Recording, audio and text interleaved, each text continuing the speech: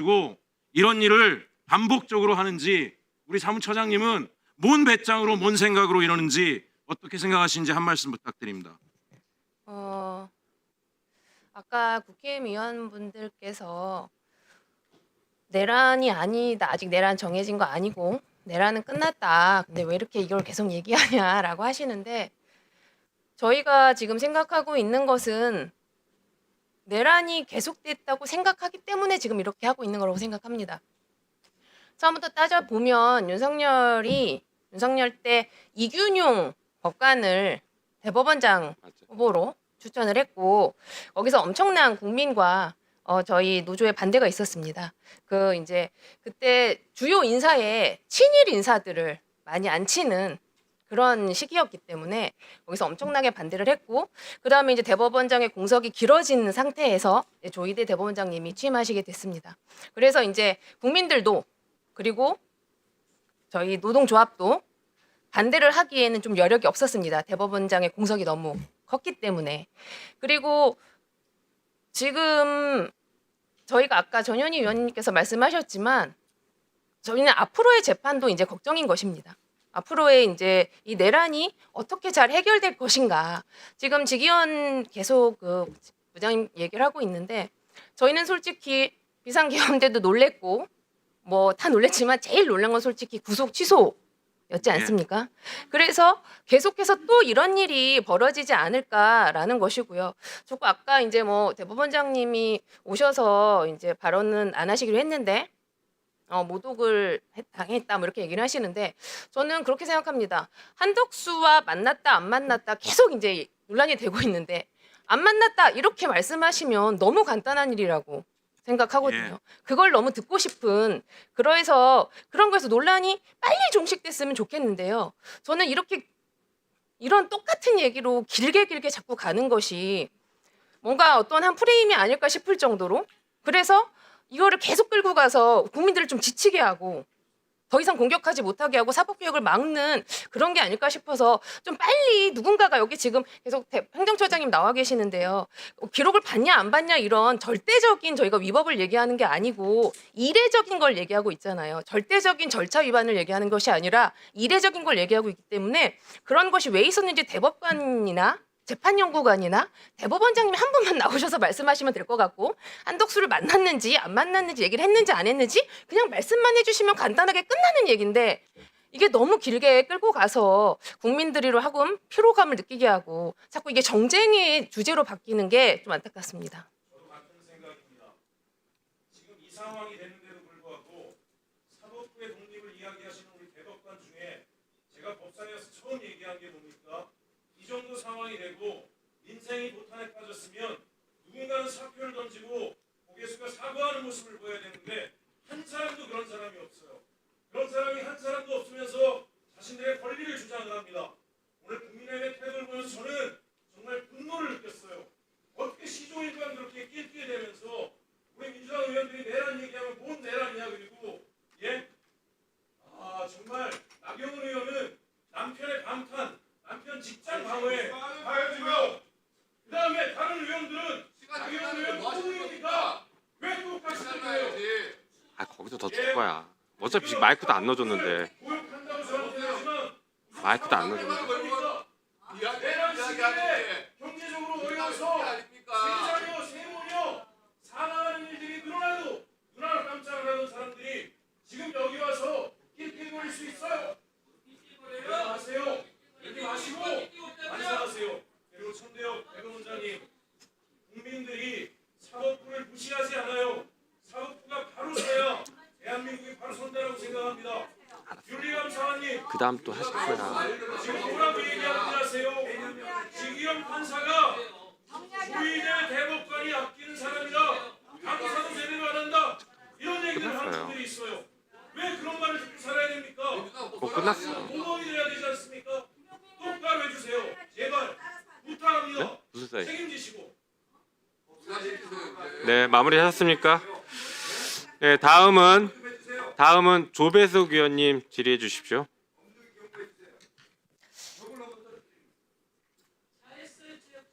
자, 네, 밤늦게까지 수고가 많으십니다. 벌써 11시 다 돼 가는데요. 우리 법원 행정처장님 예, 이제 자꾸 지금 5월 1일 날 유죄 취지로 파기환송한 것에 대해서 그렇게 뭐 7만 쪽이나 되는 기록을 언제 다 봤냐 이런 얘기잖아요. 예. 제가 여러 전직 대법관들하고 얘기를 해봤어요. 이 부분에 대해서. 그랬더니 지금 1년에 지금 상고심 재판 처리건이 몇 건입니까?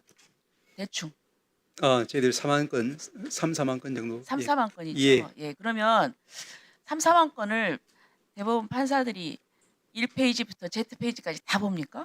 그건 아니잖아요. 다 아시는 바와 같이 법률심으로서 법률심이니까 1심 판결문, 그다음에 항소심 판결문, 항소유서, 상고유서, 법률적인 쟁점 이런 걸 미리 재판연구관이 검토를 해가지고 그 엑기스를 보지 않습니까? 그 부분은 이제 대법관들도 같이 봅니다. 1심 그럼- 판결, 아니, 2심 그러니까 판결, 다 상고 보죠. 이유서 보고 답변서는. 또 거기에 대해서 좀 의심스러우면 또 직접 또 그 관련되는 그 기록을 찾아보시고 예. 이게 다 보면은 이 3만 건, 4만 건을 어떻게 처리합니까?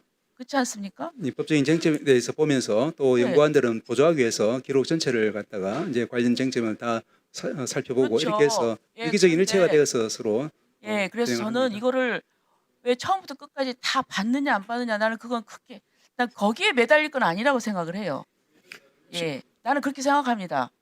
어쨌든 안 봤으니까 아니라 중요한 건 다 볼 수 있는 거죠. 이거는 재판의 상고심의 시스템을 모르는 그런 무식한 얘기예요.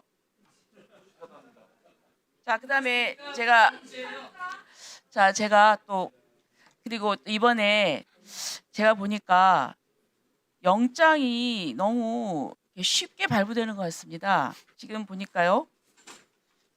지금 이진숙 아, 전 예. 방통위원장이 보니까 그 소환에서 불응했다. 그리고 정치적 중립 위반 그리고 사전 선고 운동 뭐 이렇게 해가지고 3가지 사유인데 처음에는 영장이 발부됐잖아요. 예.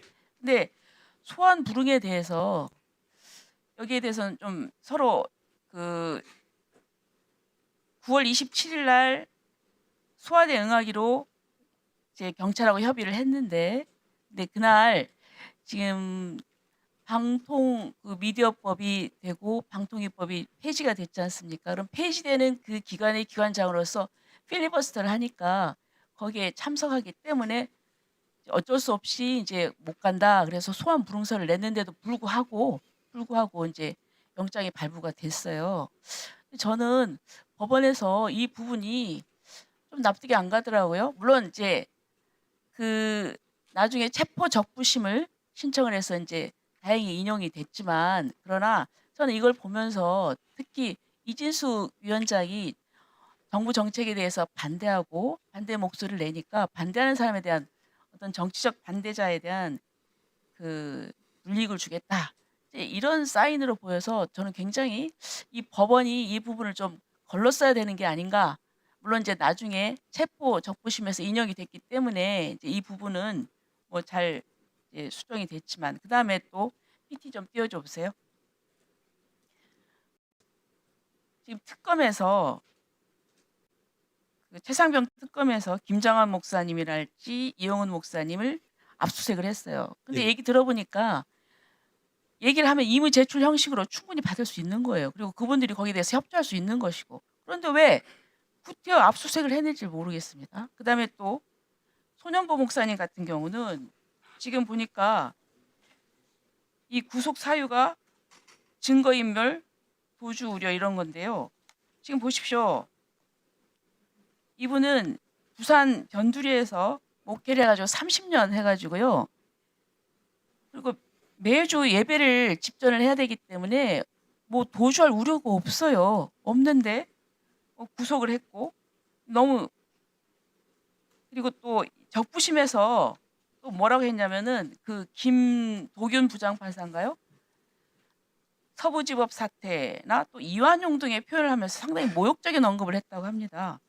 아니 무슨 공직선거법 위반 혐의 받는 목사한테 무슨 이완용 얘기를 왜 합니까? 저는 그래서 이렇게 걸르지 않으니까 왜 영장 자판기 체포영장이나 압수수색영장이나 이 잘못된 부분에 대해서는 좀 걸러줘야 되지 않습니까? 근데 이게 너무 제가 볼 때는 그 부분이 없어요. 그리고 또 나중에 또 한 가지는 저는 시간을 좀 지키겠습니다. 나중에 우리 또 다른 그 지리사 국민의힘 강사에 대한 압수는 다음에 또 얘기하겠습니다. 답변을 좀 해보시죠. 예. 먼저 첫 번째로 말씀하신 체포적 부심 그리고 체포 고 영장 부분 이진숙 방통위원장 관련해서는 저도 이제 이 사건은 개별적인 아시겠지만 재판 사항입니다. 그렇지만 체포적 부심으로 이제 나중에 석방시킨 그 재판부에서도 제가 알기로는 이제 체포영장 발부 집행 자체는 요건에 따라서 이루어진 것으로 안다라는 그런 이제 의견을 밝힌 것으로 알고 있습니다.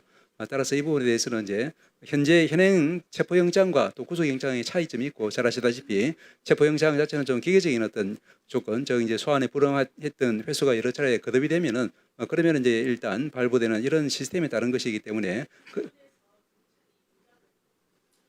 예.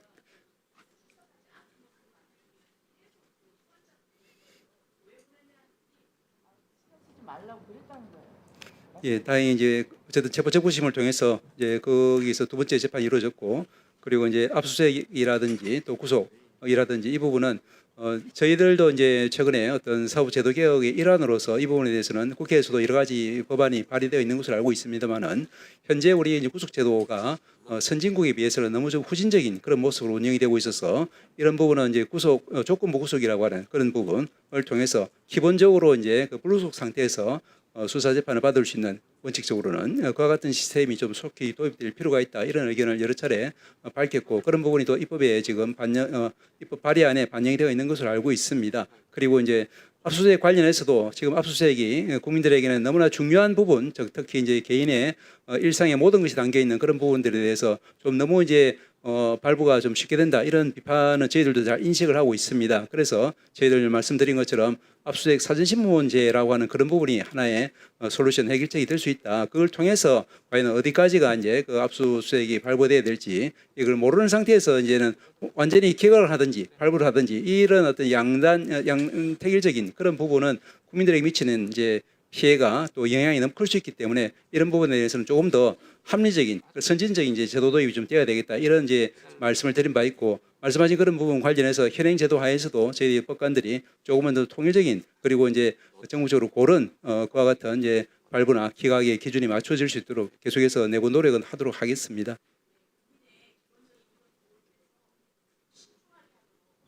제도 개선을 좀 예, 해주시기 바랍니다. 노력하겠습니다. 네. 다음은 전현 의원님 질의해 주십시오.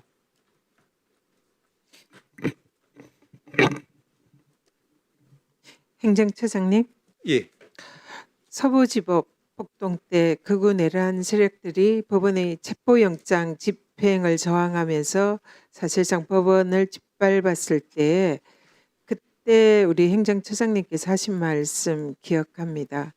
법원도 자성을 성찰할 부분이 있다 말씀하셨어요. 예. 자, 지금 사상 초유의 대법원의 대선 개입으로 국민들이 분노하고 있고 사법부의 신뢰가 땅에 떨어져 있는데 법원이 반성해야 되는 거 아닙니까?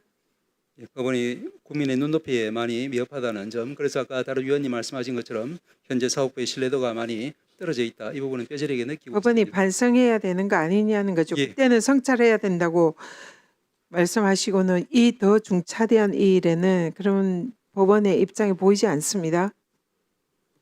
성찰을 반성할 부분이 있다고 생각 안 하십니까? 예, 저희들이 전체적으로 사법부가 국민 신뢰를 얻기 위해서 많이 노력해야 된다는 말씀 다시 한번 반성한다는 말씀 끝까지 안 하시네요. 헌법 제84조 읽어봅시다. 아까 계속 나경원 의원이 한번 읽어보라 이렇게 해서 한번 같이 읽어봅시다. 헌법 84조 재직 중에 형사상 소추 대통령 받지 않는다. 질문하겠습니다. 여기에 소추의 의미에 재판이 포함됩니까? 예, 그 부분에 대해서 학설이 나뉘는 것으로 알고 있고 법원은 어떤 입장입니까? 현재까지 이제 그 해당 사건을 가지고 있는 재판부에서는 재판 즉 소송의 유지까지도 포함되는 재판이 것으로 포함된다고 알고 해석해서 재판이 중단된 거죠? 그렇게 알고 있습니다. 형사소추의 정의에 대해서 형사소송법 246조는 공소는 검사가 제기해서 수행한다. 즉 기소와 소추, 재판 수행을 둘 다 포함하는 개념입니다. 소추는 그렇기 때문에 이 대통령은 재직 중에 형사불소추 특권으로 재판이 당연히 중단됩니다. 공소유지 수행이 재판에 포함이 되기 때문이죠. 그렇기 때문에 이 불소추 특권에는 당연히 재직 중에는 재판이 중단된다. 이렇게 해석을 하고 있는 겁니다. 그렇죠? 예, 재판부의 결정 존중해야 된다는 말씀을 드립니다. 근데 왜 재판을 중단하냐면 대통령은 헌법에 의해서 헌법과 법률을 위반한 경우에만 탄핵 심판으로 파면할 수 있게 그렇게 되어 있습니다. 대통령의 국가원수로서의 직을 유지하기 위한 그런 헌법적인 정책이다 이렇게 보입니다. 그리고 만약에 대선 후보를 당선 전에 기소해놓고 재판을 진행시켜서 대통령으로 당선된 이후에 재판을 통해서 쫓아내면 사실상 정적 제거용으로도 악용될 우려가 있습니다.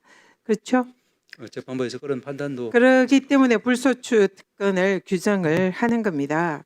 그래서 이 대통령의 국가원수로서의 직을 원활히 유지하기 위해서 헌법에서는 이런 특례를 대통령에게 두는 것입니다. 제가 국회에 그 도서관을 다 찾아왔습니다. 국회 도서관이 대한민국에서도 가장 큰 도서관 중에 하나인데요. 여기에 있는 헌법 교과서를 다 찾아봤습니다. 다 찾아왔는데 아까 뭐 어떤 분이 재판이 중단 안 되는 것이 다수설이다 뭐 이런 터무니없는 얘기를 하는데요. 제가 찾아본 헌법학 교과서에 재판이 중단된다는 것이 대부분의 헌법 교과서 내용이었습니다. 한번 보시죠. 한수웅 교수의 헌법학 재판 소추, 불소추 특권은 공소제기, 재판권 행사 모두 포함된다라고 되어 있습니다. 두 번째, 권영선 교수. 대통령의 재직 중에 형사재판권으로 증인으로도 구인당하지 않는다. 김하열 교수. 소추를 받지 않으므로 소추를 전제로 하는 형사재판도 받을 수 없다. 할 수 없다.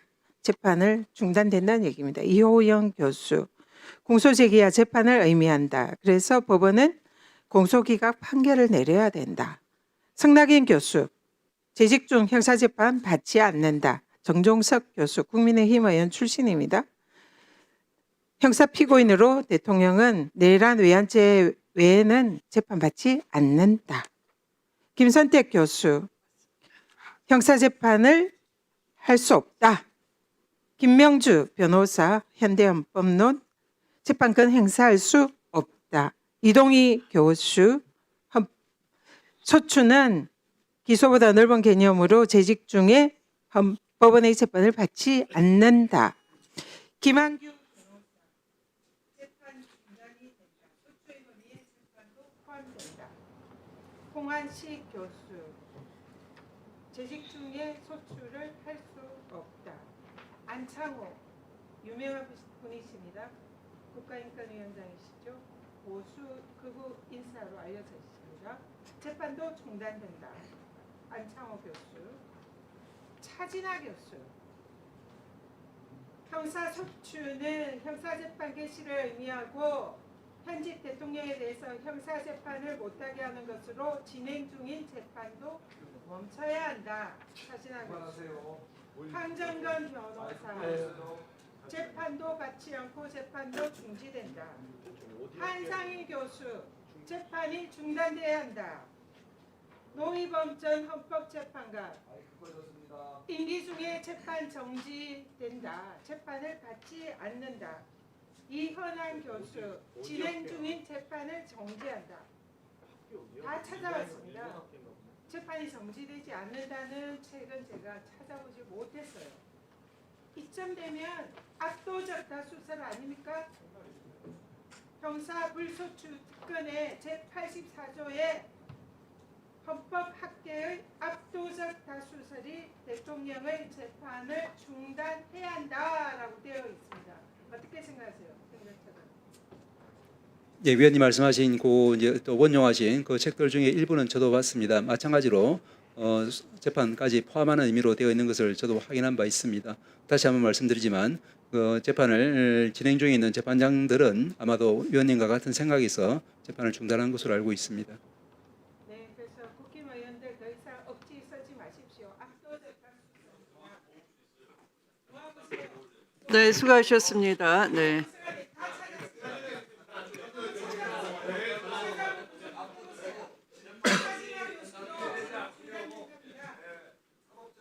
다음은 주진우 위원님의 질의 순서입니다. 시작해 주십시오.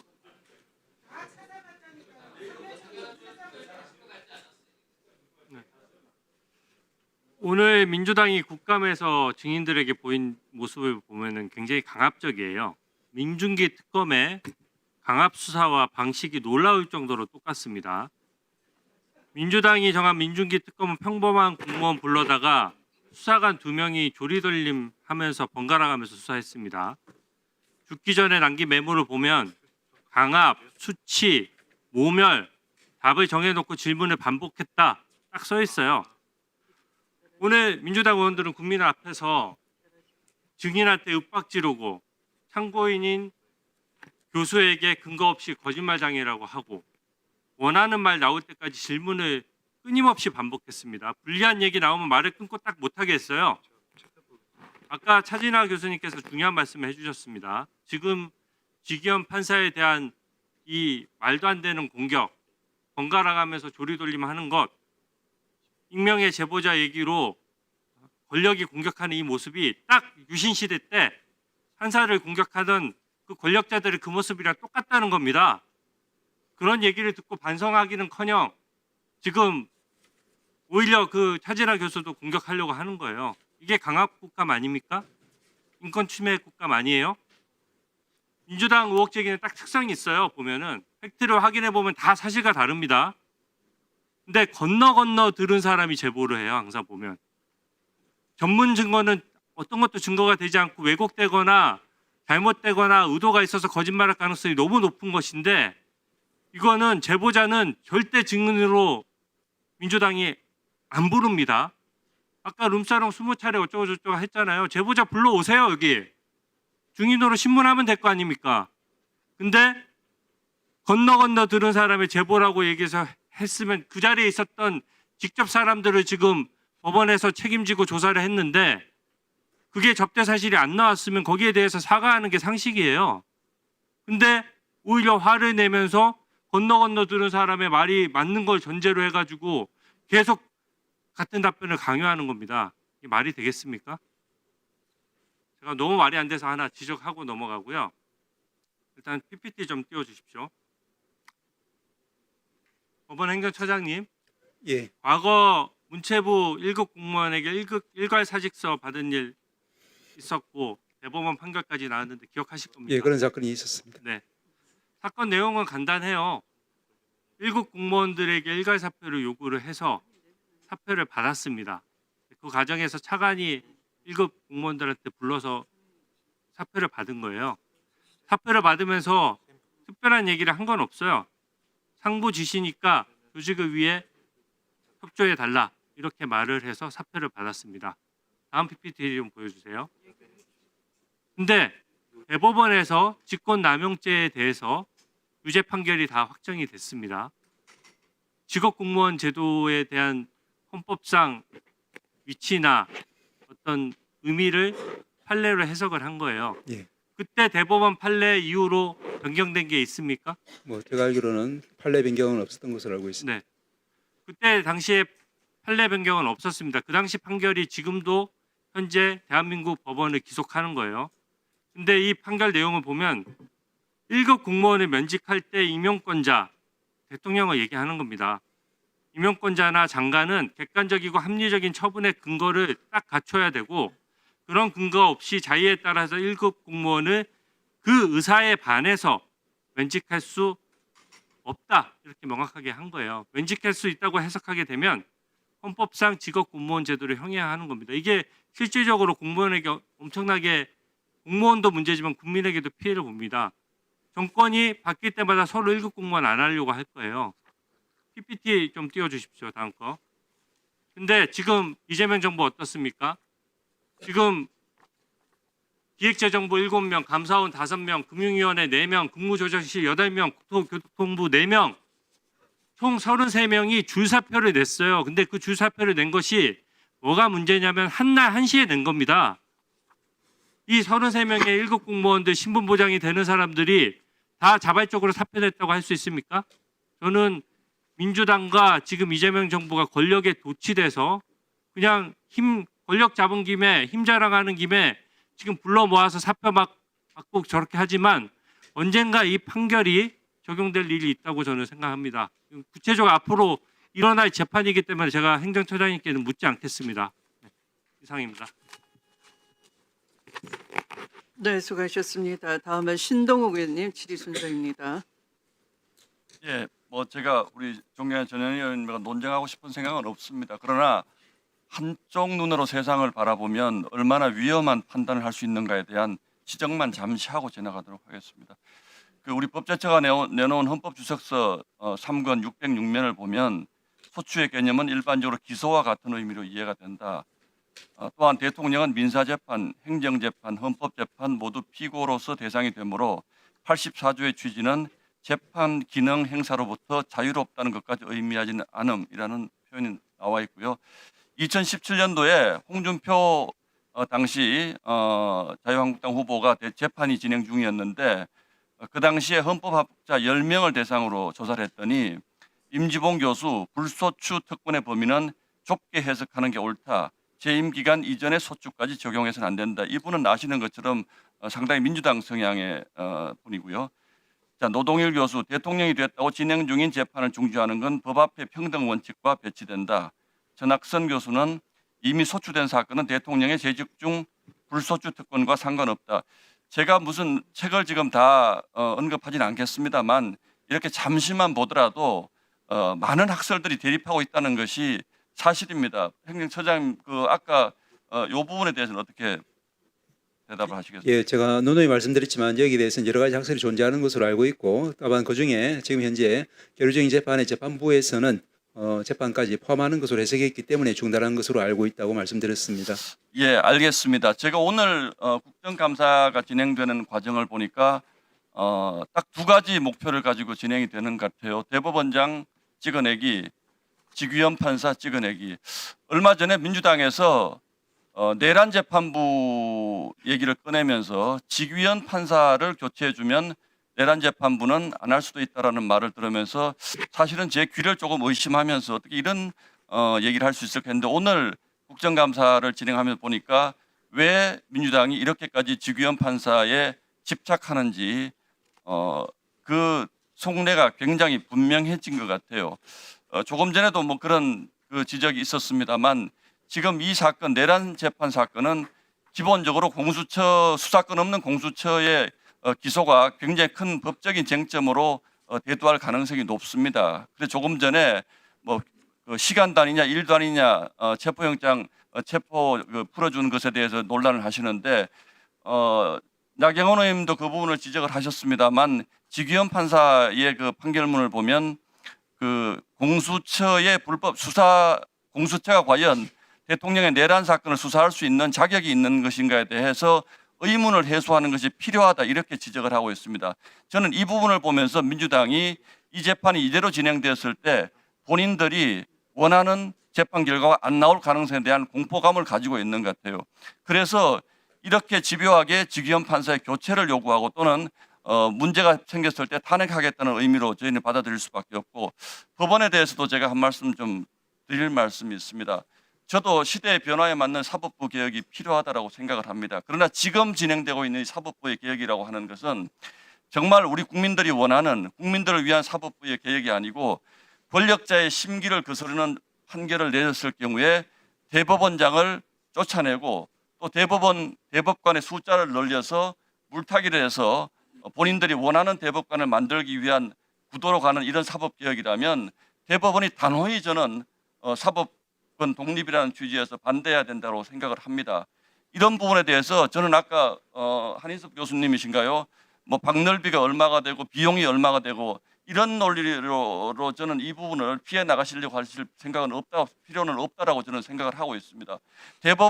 법원의 독립, 사법권 독립에 침해되는 이런 권력이 최고 권력자의 불리한 판결을 했다는 이유로 사법 개혁을 거론하고 거기에 따라서 대법원장을 찍어내려고 하고 판사를 찍어내려고 하는 이런 것에 대해서는 저는 대법원이 분명한 목소리를 내주셨으면 좋겠다는 생각을 합니다. 어떻게 생각하십니까? 예, 위원님 말씀이나 또 제가 늘 존경하는 우리 한인석 교수님 말씀이나 우리가 본질적이지 않은 부분, 그런 부분은 우리가 일반 시민들과 함께하는 입장에서 모든 기득권을 내려놓아야 된다는 이런 말씀에는 전적으로 공감합니다. 거기에 대해서는 어떤 거부감도 저희들은 가지고 있지 않습니다. 다만 처음부터 끝까지 일관되게 지금 현재 우리 시민들 또 앞으로 미래 세대들을 위해서 우리가 바람직한 사법부, 저비용 고효율의 그런 사법부를 만드는 데 예, 있어 가지고 알겠습니다. 힘을 합쳐야 된다고 생각합니다. 마지막으로 한 말씀만 드리면 사법부도 이 문제를 불러일으킨 저는 원죄가 있다고 생각합니다. 예를 들어서 이재명 선거법 재판 같은 경우에 1심만 2년 2개월이 걸렸습니다. 그 재판장은 사건을 2주에 한 번씩 재판하면서 1년 4개월 박근혜 재판을 끌다가 석패하고 지금 김현장으로 옮겼습니다. 633이라는 것은 시범입니다. 그런데 어떻게 2년 2개월을 걸고 2심은 그야말로 전혀 알 수가 없는 논리로 1심 판결을 뒤집었기 때문에 저는 이런 부분에 대해서 사법부가 이렇게 했을 때 2심에서 전혀 이해할 수 없는 국민들이 아까 국민들 좋아하지만요. 국민들이 납득할 수 없는 이런 판결로 무죄를 선고했을 때 민주당은 과연 사법개혁을 해야 된다고 주장을 했습니까? 그때 환호하지 않았습니까?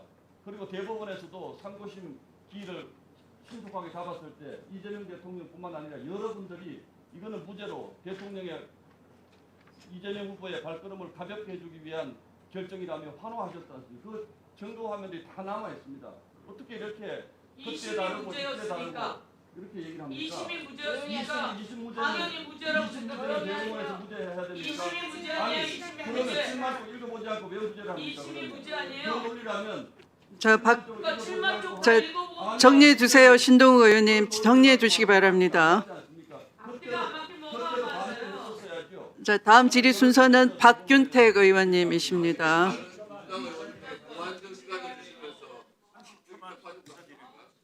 네, 30초 드리겠습니다.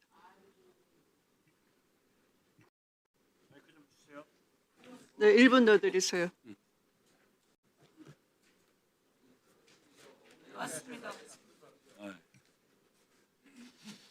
지금 일부 의원들이 공수처는 내란 수사권이 없습니다. 그렇기 때문에 공수처는 내란 수사권을 가진 경찰과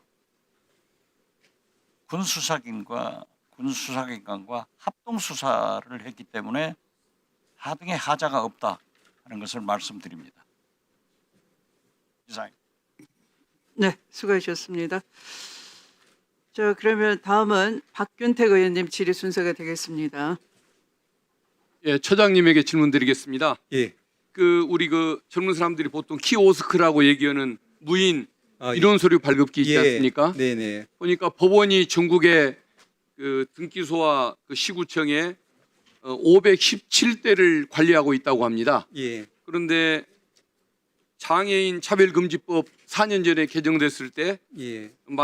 들어온 내용에 의하면 장애인 편의 기능을 갖춘 장애인용 키오스크로 이걸 전환을 해야 하는데 맞습니다. 네. 이게 아마 내년 1월 28일까지 갖춰야 하는가 봅니다. 그렇습니다. 네. 그런데 이것을 갖추지 않으면은 예. 과태료가 부과되는 사안이라고 그렇습니다. 합니다. 네. 그런데 대법원 자료를 보니까 517대 중 예산 부족 때문에 280대만 교체 가능하다는 지금 그런 상황으로 알려지고 있습니다. 예. 어떻게 나머지 어떻게 하실 예정이십니까? 예. 아까도 이제 다른 의원님 이제 말씀에 들어 있었습니다만은 저희 사법부가 장애인 친화적인 그런 사법부가 되지 못하고 있는 부분에 대해서는 저희들도 많이 반성하고 있습니다. 그래서 올해 이제부터는 저희들 중증장애인의 어떤 헌법기관 최초로 채용이라든지 이런 여러 가지 사업을 역점적으로 벌이고 있습니다. 마찬가지로 이 부분은 사실은 이제 작년에 정부 예산안으로 추진했지만 예산 반영되지 않아서 저희들이 좌절됐지만 26년도 정부 안에는 지금 반영이 되어 있는 상태입니다.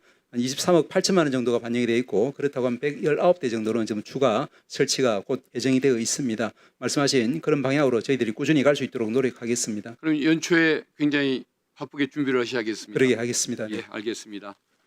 그리고 이제 국선 전담 변호인 제도를 법원에서 운영하고 있는데 다행히도 그 통계를 보니까 의뢰인들의 만족도가 6년간 거의 70% 이상의 그 만족도를 자랑하는 것 같습니다. 예. 너무 당연한 생각이 듭니다. 그렇지만 이제 보수가 2008년도 이후에 한 번도 올라간 적이 없다고 예, 합니다. 그렇습니다. 네. 17년간 정체가 된 것인데 그것 때문에 물가 상승률을 고려하면 실질적인 소득이 계속 예. 줄어들고 있는 셈 아닙니까? 민원인들에게 그 많은 그 높은 만족도를 주는 제도라고 한다면 법원이 좀 처우 개선을 위해서 더 신경을 써주셔야 할 것 같은데 지금 어떻게 그 관심들 어떻게 좀 더 베풀고 계시는지 궁금합니다. 예, 저희들도 이제 그 형사재판에 있어서 우리 시민들에게 가장 도움이 되는 제도는 국선 전담 변호사 제도로 생각합니다. 왜냐하면은 그분들이 이제 전담해서 이제 형사사건 변호만을 맡음으로써 난이도 어려운 그런 국선 사건을 주로 맡고 있을 뿐 아니라 아주 효율적으로 사건을 처리를 하고 있는데 도움을 많이 주고 있습니다. 그런데 잘 아시다시피 단가로 치면은 일반 국선보다도 오히려 더 떨어지는 지금 이런 기현상이 생기고 있고 특히 그분들은 자기 사무실까지 운영해야 되기 때문에 어려움이 배가 되고 있는 것 같습니다. 저희들도 그런 현상을 직시를 하고 있고 그래서 이제 전담 변호사를 위해서 이번에 여러 가지 예산적인 지원을 마련하기 위한 조치를 지금 강구를 하고 있습니다. 말씀하신 그런 방향성에 대해서는 저희들이 전적으로 공감하기 때문에 노력해서 좋은 결실을 맺도록 하겠습니다. 예, 잘 알겠습니다. 그리고 그 가사 비동 사건 이게 사실은 간이하고 신속하게 처리돼야 한다는 뭐 당연한 인식이 우리에게는 있는데 묘하게도 이게 간이 사건이라고 하지만 뭐 친권 문제, 또 후견인 문제, 양육비 문제 이런 것들이 있어서 사실 민생, 예. 그것도 사회적 약자의 민생과 관련된 그런 문제이기 때문에 당연히 좀 신속하게 처리가 되어야 할 것 같은데 통계를 보니까 2년 이상 그 장기간 미제로 남아 있는 사건이 2020년에 237건에서 금년에는 상반기 중에 507건에 이를 정도로 2배 가까이 지금 늘어나 있는 상태인데 이게 왜 간단한 사건으로 우리가 알고 있는데 이렇게 장기 미제가 있는 편입니까? 예, 뭐 가사비송 사건이라 하더라도 그 당사자들에게는 매우 중요한 사건들입니다.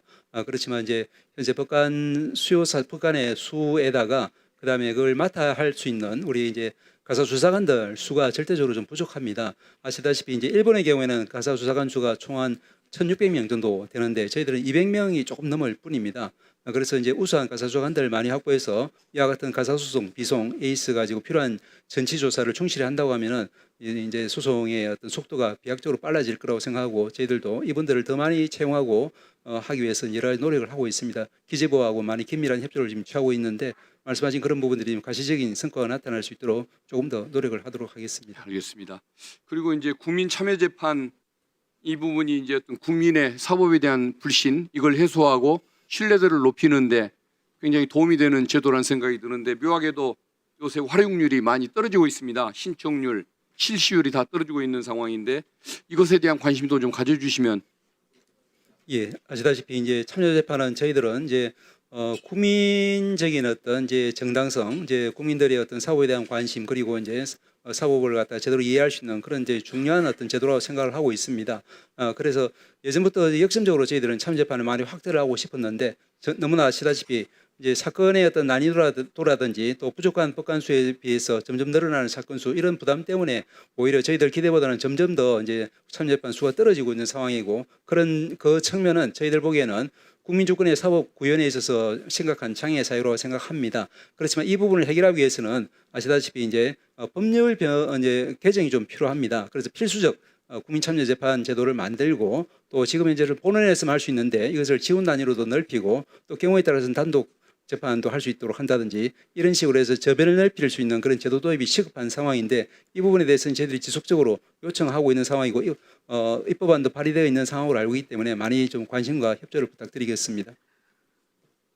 네, 수고하셨습니다. 마지막으로 서영교 의원님 질의 순서가 되겠습니다. 예, 고위공직자 범죄수사처가 윤석열에 대한 수사권이 있는지 없는지는 고위공직자 범죄 관련한 법안을 보도록 하겠습니다. 관련 범죄라고 되어 있는 저 4번을 보십시오. 고위공직자 범죄 수사 과정에서 인지한 그 고위공직자 범죄와 직접 관련성 있는 죄로서 해당 고위공직자가 범한 죄, 우리 수도 없이 얘기했어요. 윤석열의 직권남용 및 내란죄가 고발된 겁니다. 직권남용을 수사하면서 윤석열이 권한에 없는 일들을 시킵니다. 시키고 그것이 내란으로 갔기 때문에 직권남용을 수사하는 과정 중에 윤석열이 범한 죄, 그 내란을 같이 수사하게 된 겁니다. 그런데 무슨 공수처는 수사 권한이 있고 박지원 의원님 말씀처럼 경찰, 검찰, 군검찰까지 다 함께 합동 수사한 것이니 이에 대해서는 직위원회 논리, 이것은 말도 안 되는 논리다. 다시 한번 정리합니다. 영상 한번 들어봐 주세요. 아주 충격적인 영상을 여러분들은 보게 될 건데요. 불러봐 주십시오. 이상민입니다. 한덕수입니다. 두 사람이 개업날 저렇게 개업 문건을 서로 주고받으면서 활짝 웃고 있는 모습입니다. 정말 소름이 돋지 않습니까? 소름이 돋습니다. 아까 우리 김영민 의원이 틀었던 그 내용을 가까이 땡겨서 캡처한 겁니다. 활짝 웃고 멀리서 단전 단수를 봤다? 어디서 거짓말하는 게 그렇게 오랫동안 숨겨질 줄 알았습니까? 한덕수 저렇게 문건을 보는 장면 보면서 천대엽 처장, 저 사람이 내란 아주 주요 임무 종사자라는 걸 알고 계셔야 합니다. 항상 함께 나왔던 박성재, 우리 국회의원들을 가두게 되면 수용할 수 있는 구치소, 교도소를 알아봤다는 거 아닙니까? 3,600명. 제 이름은 노상원 수첩에 2번이나 올라가 있습니다. 이런 상황 속에서 저 가증스러운 얼굴, 저 소름 돋는 얼굴, 저 사람들만 있었겠습니까? 여기 있는 사람들은 같이 관련이 안 되어 있었겠습니까? 법무부가 비상계엄 그날 나경원 의원 윤석열에게 전화 받았죠?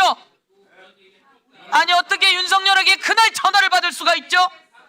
모든 건 수사해서 찾아봅시다. 법무부가 그날 긴급회의를 열었어요. 그리고 수용할 수 있는 사람들 구치소 그리고 교도소 방을 찾았어요. 그날 법원도 긴급회의를 열었어요. 법원은 왜 긴급회의를 열었죠? 당연히 계엄이 만약 합법적이었다면은 저희들이 이제 계엄에 따라야 될 조치가 있고 또 이제 사법부의 그렇죠. 작동이 정지되기 때문에 저희들로서는 굉장히 시급한 상황이었습니다. 법원도 똑같습니다. 이 비상계엄이 되면 거기에 따라야 될 것이 무엇인지 여러분들은 논의한 거예요. 여러분들은 저렇게 한덕수도 문건도 안 받았다라고 하고 나는 반대했다고 했지만 저 문건 받고 낄낄낄거렸고 박성재도 아니라고 했지만 구치소 장소 찾아봤고 법원도 아니라고 하지만 그날 이 내란에 어떻게 대응할 것이고 합법적이라고 하면 어떻게 임무를 수행할지 여러분 찾고 있었던 거예요. 지금 말씀하신 그대로예요. 지금 그렇게 말씀하셨어요. 그래서 제가 묻는 겁니다. 아니 내란이 있다고 해서 비상계엄이 있다고 해서 어떻게 이렇게 급하게 모이지? 그거는 윤석열로부터 지시를 받은 겁니다. 저렇게 다 지시를 받은 겁니다. 이에 대해서 문제를 제기하면서 다음 관용차 보여주세요. 대법원장엔 관용차가 몇 대입니까? 관용차 예. 차량 일지를 달라 그랬더니 일지가 없대요. 말이 됩니까?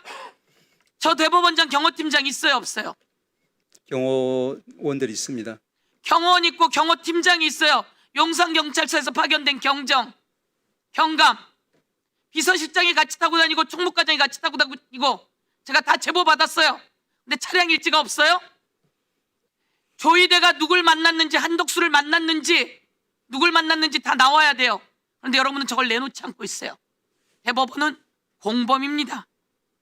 마지막 윤리감사관에게 물었어요. 지기현이 갔던 그곳에 여성 접객원이 있었어요 없었어요? 답변하세요. 지부장이 간 업소는 한 군데였습니다. 거기에 여성 접객원이 나와요 안 나와요? 그건 확인 못했습니다. 거짓말하지 마세요. 여러분이 낸 보도자료에 지기현 부장이 있는 그 시간에는 여성 적개건이 없었다. 이렇게 보도자료에 썼어요. 그럼 지기현이 없는 그 시간에 여성 적개건이 있었다. 이런 내용 아니에요? 네? 예. 지금 여러분이 내놓은 이 보도자료에 지기현이 있는 동안은 여성 적개건이 없었다. 그럼 무슨 얘기예요? 지기현이 간 다음엔 여성 적개건이 있었다는 이야기 아닙니까? 예, 정정하겠습니다. 맞습니다. 맞죠? 다시 예. 한번 얘기해 보세요. 그 무슨 여성 적개건이 있었어요, 없었어요? 그러니까 지부장이 있을 때는 여성 적개원이 없었다는 겁니다. 그렇죠. 예. 여러분이 쓴 보도 자료에 그래요. 지부장이 있을 때 여성 적개건이 없었고 지부장이 이 행가는 지부장이 없은 다음에는 여성 적개건이 있었다 이런 내용 아닙니까? 그렇죠? 예, 그렇습니다. 맞습니다. 왜냐하면 이거는 제가 벌써 그 전부터 알고 있었던 내용이에요. 이곳은 반란 지점으로 되어 있음에도 불구하고 여성 적개건을 쓰기 때문에 문제가 있는 거예요. 그곳을 간 거예요. 무슨 그런데 얘기 아시겠어요? 그런데 지부장이 거기서 떠난 이후 부분은 저희들의 감사 대상이 아니라고 저희들은 생각합니다. 자, 지부장이 거기서 떠났는지는 CCTV 확인 안 됐죠? 제가 질문합니다. 지기현에게 핸드폰 바꿨냐? 그럼 그동안 핸드폰으로 그들과 어떤 내역이 있었는지 한번 보자. 그리고 당신이 그동안 쓴 카드 내역서 보자. 그리고 그 사람이 쓴 술값은 그 변호사가 낸 술값은 얼마인지 확인하면 여기서 얼마나 술을 먹었는지 두 사람이 먹을 때와 세 사람이 먹을 때와 여성 적개건이 있을 때와 없을 때와 다 나오는데 이것이 수사권이 없다고 미룰 일입니까? 대한민국 국민은 다 아는 상식입니다. 천대엽 처장에게 제가 요구합니다. 도대체 처장님은 뭐라는 겁니까?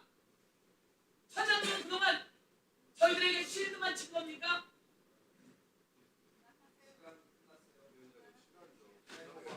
지금 여성 적개건이 있었다는 건 제가 벌써 그 전에 다 알고 있었던 내용인데 스스로 위증을 넘어서 또다시 말씀하신 걸로 정리하겠습니다. 이상입니다. 네, 윤리감사관께서는 증인으로서 위정하시는 거나 마찬가지입니다. 지기현 부장판사가 떠난 후에는 감사 대상이 아니다가 아니죠. 그 업소 어떤 종류의 업소에서 향응 제공을 받았는지 여부는 감사 대상입니다. 그러면 이 서영교 위원의 질의처럼 떠나고 말고 그것이 아니라 그 업소가 어떤 업소였느냐가 당연히 감사 대상인 거죠. 어떤 유형 접객을 받았느냐가 감사 대상 아니겠습니까? 아니 그 지부장이 있는 동안에는 여성 적개건이 없었습니다. 참으로 납득하기 어려운 말씀을 자꾸 아니, 하십니다. 그, 증인은 윤석열 씨와 같은 서울대 동기 학번이시죠? 친구죠? 그래서 그 자리에 임명받으신 겁니까? 동기가 아닙니다. 서울대 79학번은 아니십니까? 아닙니다. 몇 학번이세요? 80학번입니다. 그래서 윤석열 씨를 모릅니까? 전혀 알지 못합니다.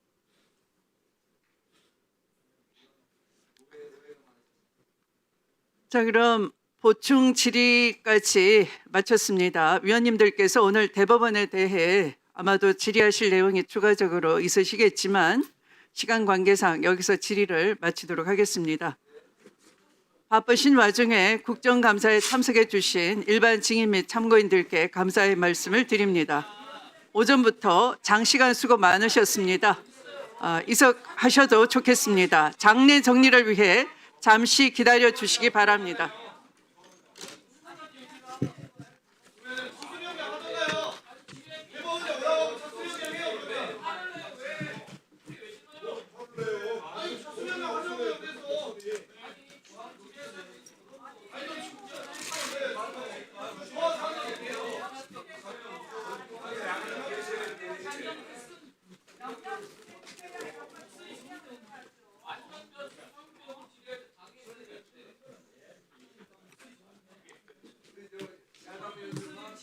자, 다음은 관례에 따라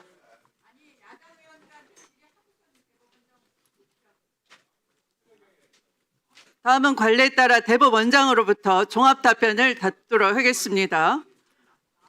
자, 조희대 대법원장님께서 이제 들어오셔도 되겠습니다.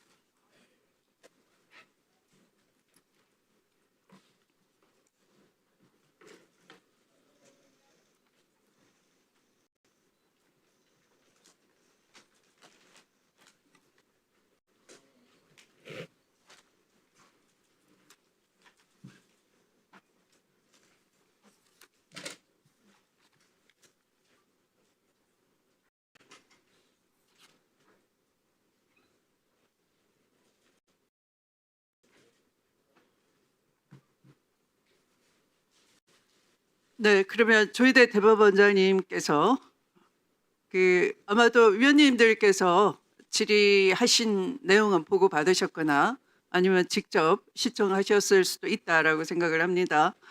종합적으로 답변해 주시기 바랍니다. 그냥 그 자리에서 하셔도 되겠습니다. 네. 그냥 그 자리에서 하셔도 되겠습니다.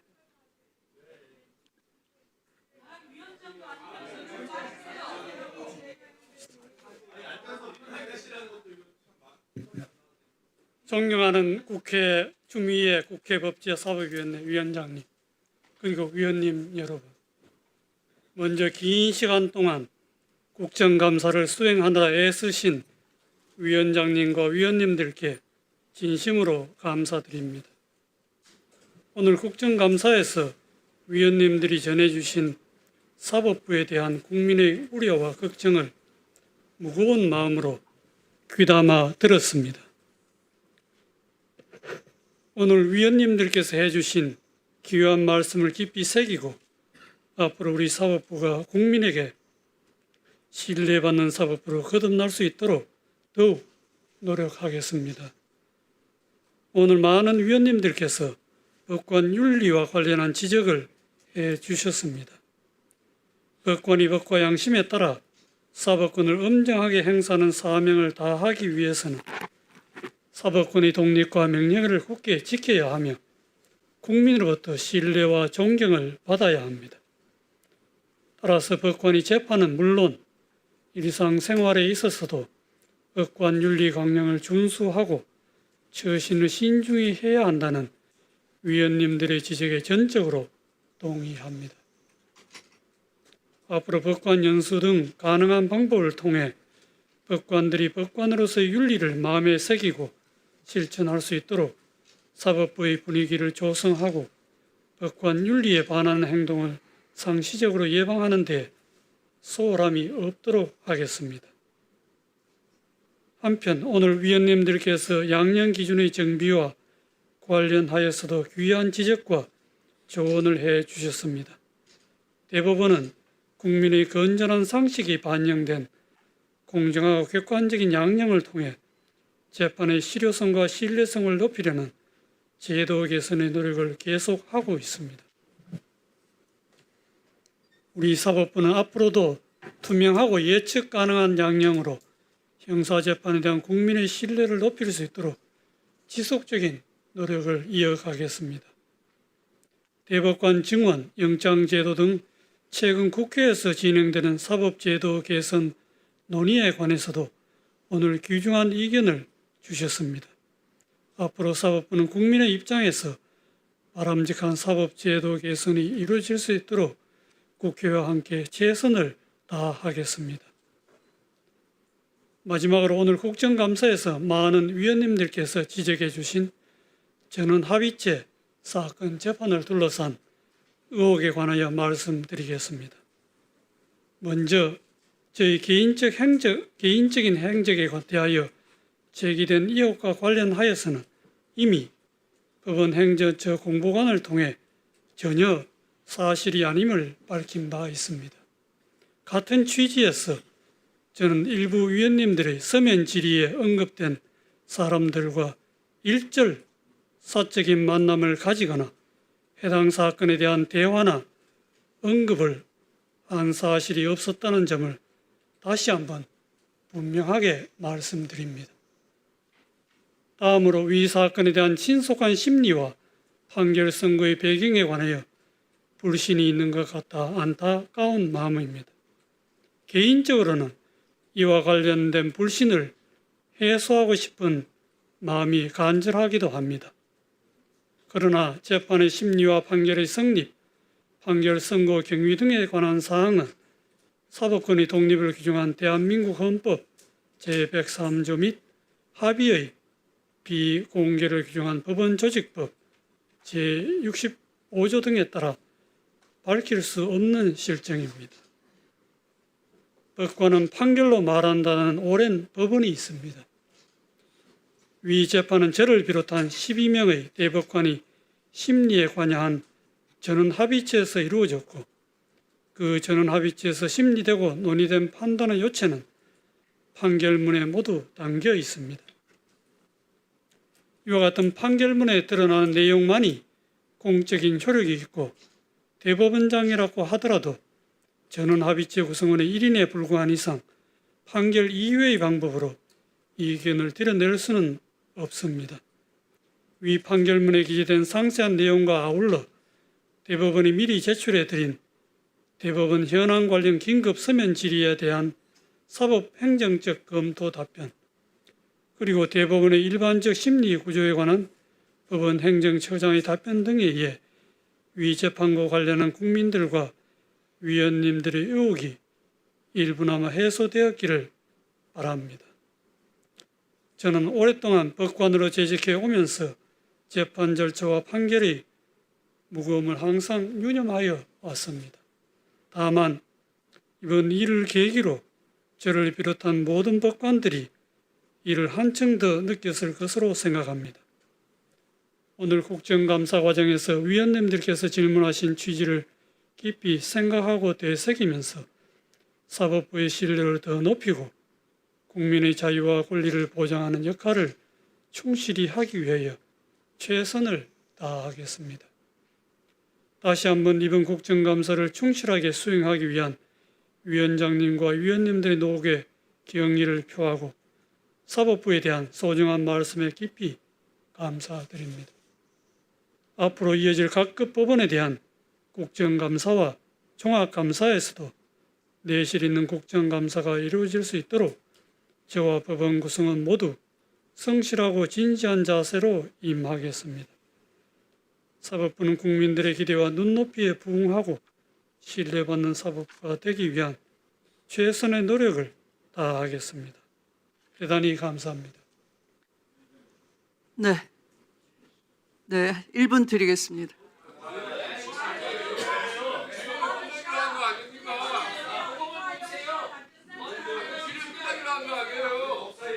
오늘 대법원장께서 조용히 하세요. 오신 것은 끝까지 감사방위를 하십니까? 조용히 하세요.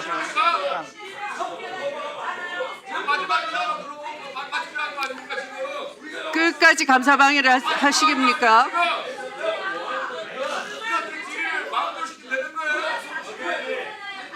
대법원장께서 오늘 법사위에 출석한 것은 좋은 결정이었다고 생각합니다.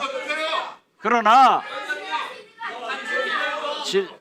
오전에 7분의 의원이 대법원장님을 상대로 한 질문, 그리고 지금까지 법사위 제자리 돌아가세요. 논의된 내용에 대한 박규태 의원 조용히 하세요. 나경원 의원 조용히 하세요. 성실합니다. 송석준 의원 조용히 하세요. 대법원장께서 다시 한번 나경원 의원 조용히 하세요. 이 감사방해입니다. 책임을 지고 사퇴할 용이 박준태 있습니까? 의원 조용히 하세요. 제자리 들어가세요. 경고합니다. 답변해 보세요. 국회 회의를 방해하는 겁니다. 답변해 보세요. 박규태 의원 조용히 하세요. 오늘 만약 자, 국회 경기 대법원장께서 확실한 답변을 하시지 않을 경우에는 제자리 돌아가세요. 경고합니다. 어디서 삿대 지르고 행패야? 제자리 돌아가세요. 영광이에요 지금? 박사장도 마음대로 해요. 마음대로. 적당히 하시라고요. 끝내기로 한 거 아니에요? 끝내기로 한 거. 어디서 폭력을 쓰는 겁니까? 끝내기로 한 거 아니에요? 어디서 폭언을 쓰는 거예요? 돌아가세요. 경고합니다. 경고합니다. 제자리 돌아가세요. 고함 지르지 마세요. 여기는 법사예요, 법사. 장난합니까 지금? 어디 감리라니?